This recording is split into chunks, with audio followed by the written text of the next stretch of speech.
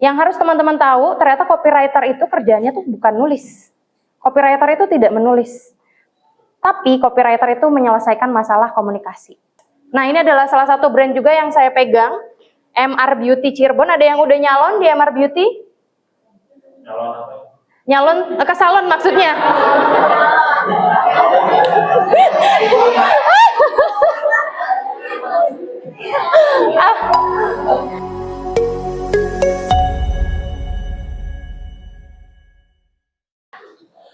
Selamat sore semuanya. Assalamualaikum warahmatullahi wabarakatuh.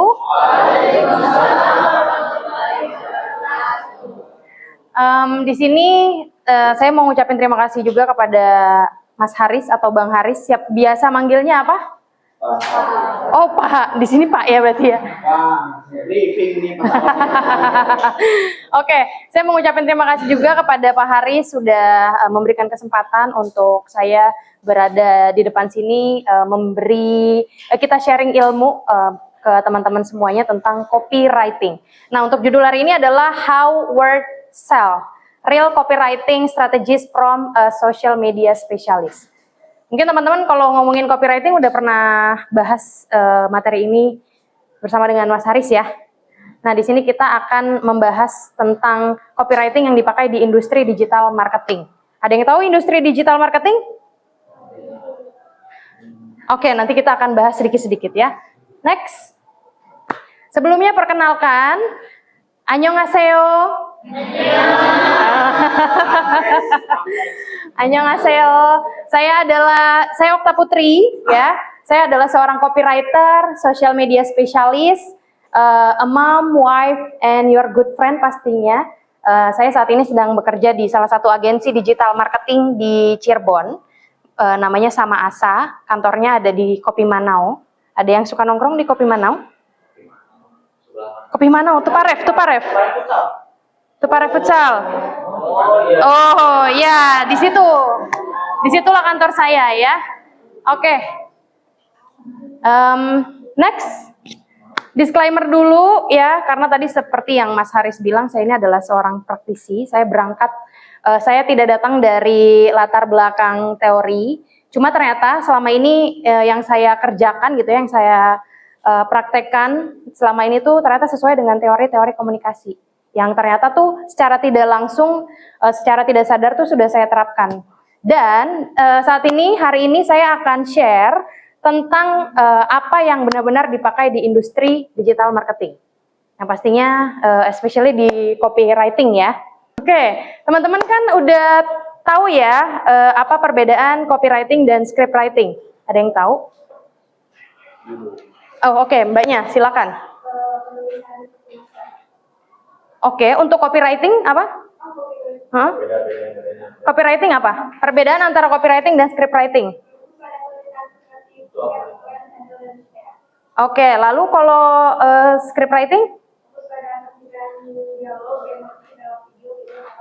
Oke, baiklah. Dengan Mbak siapa? Mbak Zahra. Oke, Mbak Zahra selamat mendapatkan e-wallet sebesar Rp20.000 dari saya. Nanti saya akan kirim ya. Kasih tepuk tangan teman-teman. Oke, next Mas Haris. Nah, seperti yang tadi Mbak Zahra bilang ya, copywriting ini adalah teknik penulisan pesan persuasif dengan tujuan pemasaran, yang dimana kita ini memberikan pengaruh kepada audiens untuk melakukan pembelian, daftar, follow, terus share, terus likes mungkin atau subscribe kalau di YouTube gitu kan. Itu untuk copywriting. Dan untuk script writing ini biasanya kita bikin sebuah script untuk konten video. Biasanya kalau dulu itu bikin script writing rata-rata tuh untuk TV gitu ya. Untuk video, film gitu kan. Radio mungkin, dan kalau sekarang itu sudah lebih banyak produksi kontennya. Bisa untuk Reels, TikTok, terus apa lagi ya, YouTube mungkin, seperti itu. Next, Mas Haris. Sekarang kita akan bahas sedikit tentang teori di copywriting dalam ilmu komunikasi. Ini akan masuk ke teori yang mungkin teman-teman udah pernah bahas ya sama Mas Haris ya. Yang pertama, ada komunikasi persuasif. Ya, jadi copywriting dalam ilmu komunikasi itu ada komunikasi persuasif seperti yang tadi Mbak Zahra bilang. Komunikasi persuasif ini adalah proses yang mempengaruhi sikap, opini, atau perilaku seseorang melalui pesan tanpa paksaan. Di dalamnya itu pasti ada yang namanya CTA juga. Gitu ya kalau untuk copywriting. CTA, tahu apa CTA? Betul sekali, ya, call to action. Lalu ada lagi yang namanya komunikasi massa. Komunikasi massa ini adalah proses penyampaian pesan kepada audiens yang besar, heterogen gitu ya, dan tersebar melalui media. Teman-teman tahu nggak media massa? Selain, ada yang tahu nggak nih media massa apa aja?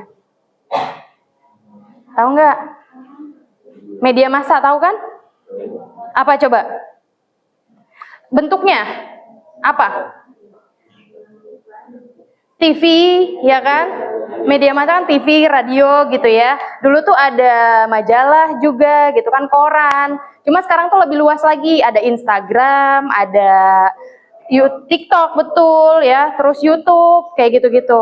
Benar, Twitter itu bisa termasuk juga sih gitu kan. Cuma mungkin teman-teman bisa lebih apa namanya?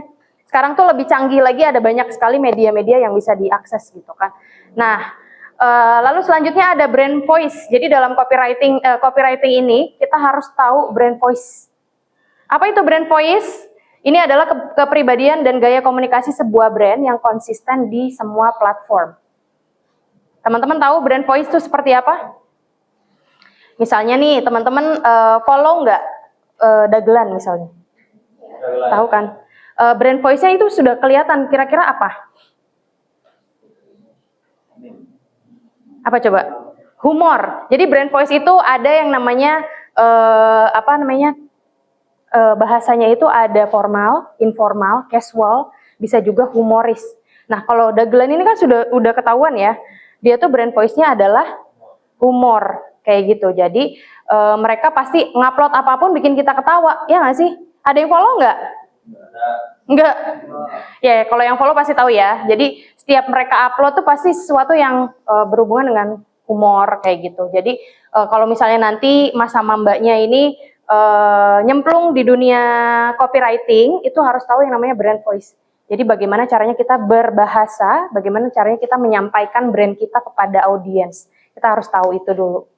Seperti itu. Lalu selanjutnya audience psychology, bagaimana audiens berpikir, apa yang mereka rasakan dan apa yang mempengaruhi keputusan mereka.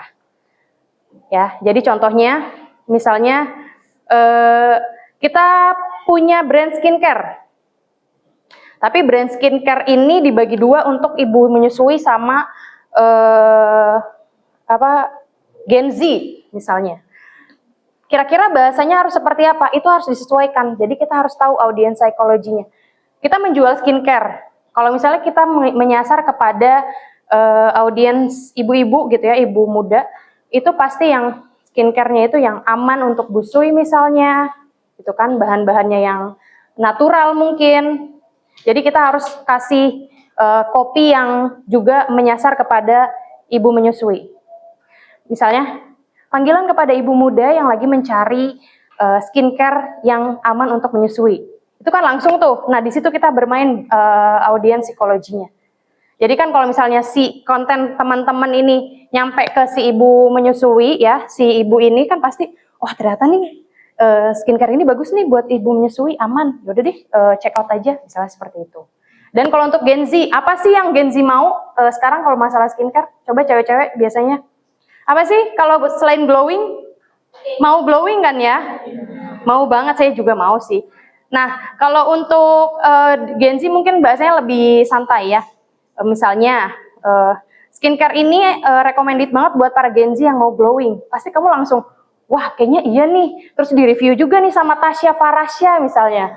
Ya kan, Tasya Farasya approve misalnya. Nah, itu di situ dia audiens psikologinya kita harus tahu. Kayak gitu. Lalu next. Nah, ini adalah peran copywriter di industri digital marketing.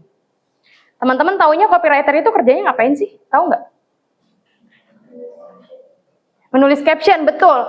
Banyak sekali orang yang mengira copywriter itu yang nulis caption. Padahal ternyata di prakteknya ya copywriter itu bisa bikin skrip iklan, terus juga mungkin harus ngerti juga, mungkin bukan harus ngerti, harus familiar juga dengan landing page. Ya. Nah, jadi seorang copywriter itu harus familiar sama landing page, ya. Lalu email marketing, brand voice, terus campaign ideation, seperti yang tadi sudah saya jelaskan, brand voice itu suaranya ya. Suara brandnya akan seperti apa, kamu akan menciptakan brand yang seperti apa, apakah formal, apakah informal, apakah casual gitu kan, apakah humor gitu kan. Nah, untuk campaign ideation ini adalah meeting besar yang biasanya dilakukan oleh agensi digital marketing atau orang-orang digital marketing lah. Mereka meeting campaign bahasanya. Mereka meeting campaign yang benar-benar biasanya tuh besar gitu ya, yang dimana di dalamnya tuh ada apa ya, macam-macam campaign yang harus dipilih, terus decision makernya seperti apa, terus menentukan audiensnya kayak gimana. Nah, di campaign ideation ini kita harus familiar juga sebagai copywriter ya, seperti itu. Lalu di industri modern, copywriter itu harus paham sosial media. Teman-teman di sini pada main Instagram? Main. Terus apalagi sosial medianya? Facebook, TikTok ya, TikTok pasti. Terus apa lagi? Sosial media, Twitter sekarang X ya, WhatsApp. Oke. Terus apa? Thread, ada yang main Thread?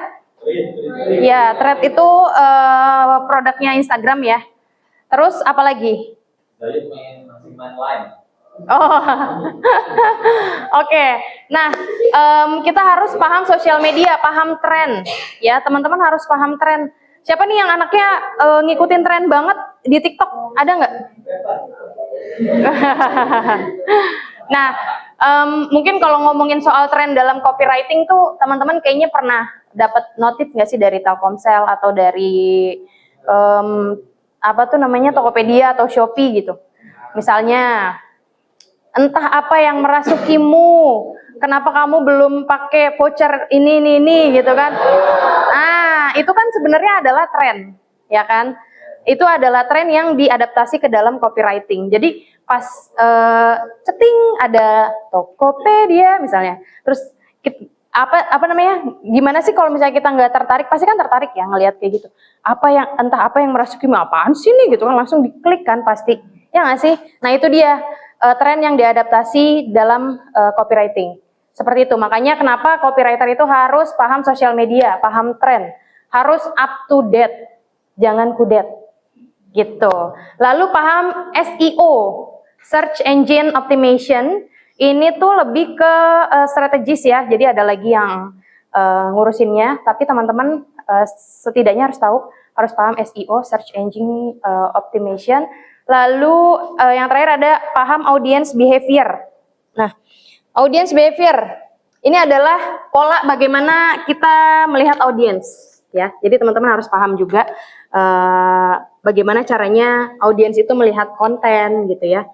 Terus juga proses pesan, terus akhirnya bereaksi itu harus seperti apa, teman-teman harus tahu sebagai seorang copywriter. Dan apa namanya? Di sosial media tuh rata-rata orang nggak baca, perhatiin nggak? Teman-teman coba kalau misalnya ngelihat postingan yang captionnya itu panjang banget, males nggak?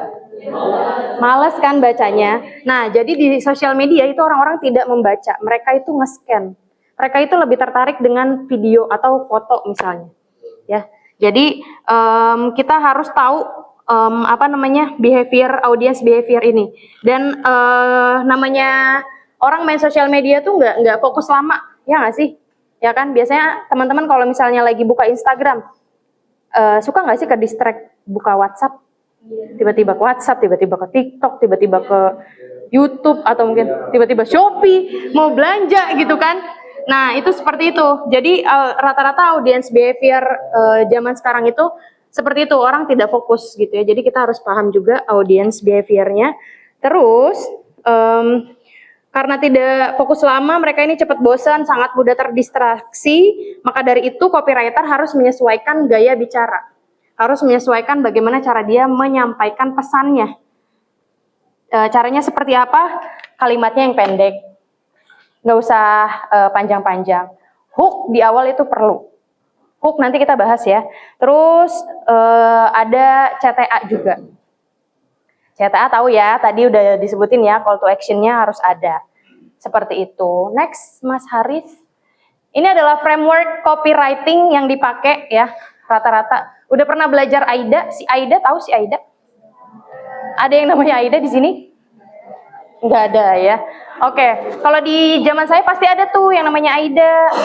AIDA, terus supaya Siti ya, terus ya gitu deh pokoknya. Ada AIDA, attention, desire, interest, and action. Ini sudah dijelaskan pastinya sudah oleh Mas Haris ya, ya kan? Nah ini adalah teori klasik pemasaran dari abad ke-18 yang menggambarkan tahapan psikologis konsumen. Saya tidak akan menjelaskan secara rinci ya, karena teman-teman sudah tahu juga dari Mas Haris, nggak mungkin saya 2 kali menjelaskan lagi. Next, Mas Haris. Nah, inside a copywriter's mind. Apa sih yang ada di pikirannya copywriters gitu kan? Yang harus teman-teman tahu, ternyata copywriter itu kerjanya tuh bukan nulis. Copywriter itu tidak menulis. Tapi copywriter itu menyelesaikan masalah komunikasi. Di sini. Dan fun fact-nya, 70% pekerjaan copywriter itu adalah berpikir. Rata-rata kan, wah copywriter tuh cuma bikin caption Instagram doang kok, cuma nulis doang kok, padahal tuh nggak seperti itu. Jadi tadi ada audience behavior-nya yang harus kita pikirin gitu kan. Terus ada brand voice-nya juga. Jadi ini yang membuat 70% pekerjaan copywriter berpikir gitu ya. 30%-nya apa? Nulis, mikir lagi, nulis lagi, mikir lagi, seperti itu ya. Nah, prosesnya seperti apa? Yang harus kita tahu dari membuat sebuah copy gitu ya, copywriting, siapa targetnya? Mereka ini takut apa? Mereka mau apa? Terus apa yang mereka harus lakukan setelah mereka membaca? Seperti itu. Next. Nah, ini adalah copywriting example, contoh ya. Ini contoh soft selling. Jadi ini adalah salah satu brand yang saya pegang juga, namanya Crea.co. Ini E-nya 2 tapi dibacanya Crea ya, karena ini adalah brand dari Bali sebenarnya, brand lokal. Cuma memang desainernya ini orang Itali. Jadi kita mengadaptasi Itali, spellingnya Itali. Crea.co di sini adalah soft selling. Biasanya kalau teman-teman cek Instagramnya Crea, ini semuanya soft selling. Rata-rata kontennya adalah soft selling. Karena di sini kita lebih ke menunjukkan desire aja gitu, biar nggak yang terlalu hard selling banget. Oke, next. Nah ini adalah salah satu brand juga yang saya pegang, MR Beauty Cirebon. Ada yang udah nyalon di MR Beauty? Nyalon apa? Nyalon ke salon maksudnya.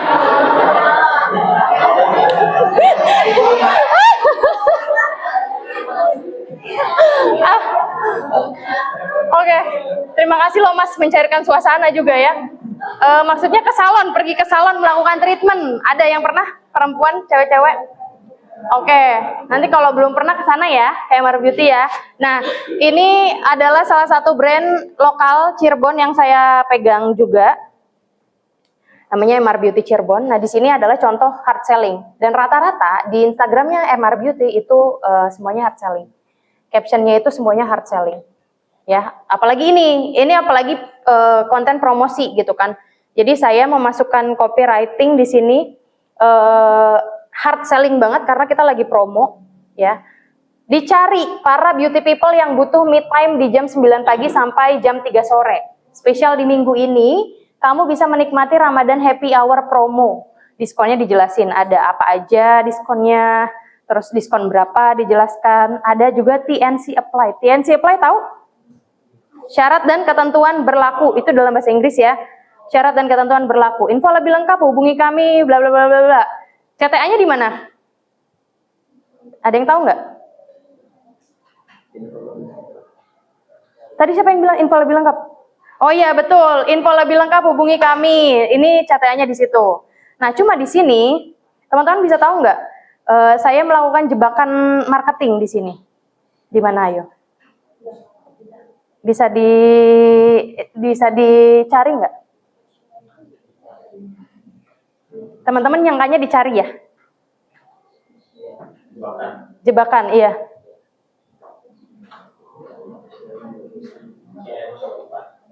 Betul, di TNC applied. Karena nggak ada syarat dan ketentuan yang berlaku. Cuma kita tuh mencari para beauty people yang mau me time dari jam 9 pagi sampai jam 3 sore. Gitu. Kenapa saya melakukan jebakan? Karena biar para audiens itu menghubungi kami atau setidaknya DM. Emang TNC applied-nya apakah? Oh, nggak ada, Kak. Itu jebakan. Jebakan marketing itu lebih ke bahasa marketingnya sih. Seperti itu. Nah, sebelum itu saya juga mau ngejelasin soal apa namanya tadi? Brand voice ya. Nah, saya juga memanggil para customer-nya MR Beauty, beauty people. Kebetulan ini MR Beauty sudah sekitar 5-6 tahun saya pegang dari awal mereka buka. Dan saya juga yang yang nyebut kalau yang melakukan decision kalau saya manggil customer-nya beauty people. Kayak gitu. Nah, itu seorang copywriter tuh kadang bisa seperti itu. Gitu. Kalau kita sudah memahami brand voice-nya, kita memahami brandnya. Next, Mas Haris. Nah, ini dia real workflow copywriter. Kalau misalnya teman-teman megang brand orang gitu ya, megang brand klien, itu yang pertama dilakukan adalah brief klien. Di situ brainstorm juga sih sebenarnya. Jadi ngebrief gitu ya. Misalnya teman-teman mau misalnya nih kalau owner punya brand itu pasti kan udah tahu ya. Aku tuh pengen brand aku tuh dikenal orang-orang tuh seperti apa kayak gitu. Nah, brief klien ini sangat mempengaruhi bagaimana caranya teman-teman nanti membuat copy. Kayak gitu. Terus selanjutnya riset brand. Teman-teman harus riset brand.